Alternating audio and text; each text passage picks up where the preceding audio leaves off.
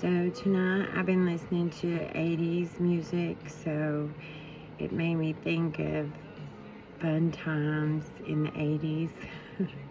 Yes, the 1980s. But my cousin Ann's funeral is Friday, so I was thinking of happy times.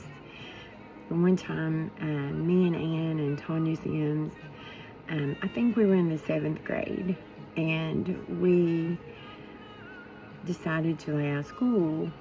So we went to school because Ann lived real close to Churchill Middle School. So we went to school, and then we didn't have anywhere to go, and it started pouring down rain.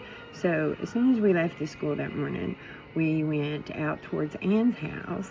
Was going to find some place to hang out near her house because her mom wouldn't know. And so they were building some houses, but they are on Elmwood Avenue or whatever it's called. And they had just done like the foundation. So we had a place to hide from people, but it didn't shelter us from the rain. So we still took shelter in the foundation of those new homes they were building, and we stayed there. And when it stopped raining, because they had some tarps laying around, and we picked up a tarp and held it over us until all the rain had passed. And then we decided, well, what are we going to do? Well, my parents were working in tobacco, so I was like, we can just go to my house because nobody's home.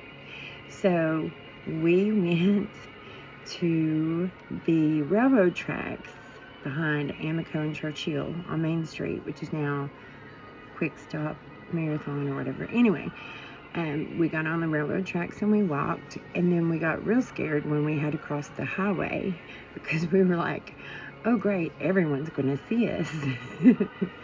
But we didn't care. We just went really, really fast. Then we're around that curve that's towards the riverside, and we're trying to make our way down Springs Road to my house. And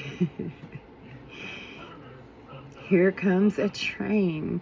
There is nowhere at all to hide from the train or not get, ran over. And so what we did was we had to hold on to the side of the train tracks. And please forgive my lighting because this is by the light of the TV. We had to hold on to this tree to keep from getting run over by the train. And then, no, that wasn't even the worst of it. Then we all had to use the bathroom along the way, and there was nowhere to use the bathroom. So needless to say, thank God for maxi pads or whatever it was we were wearing in 89 or whenever this was.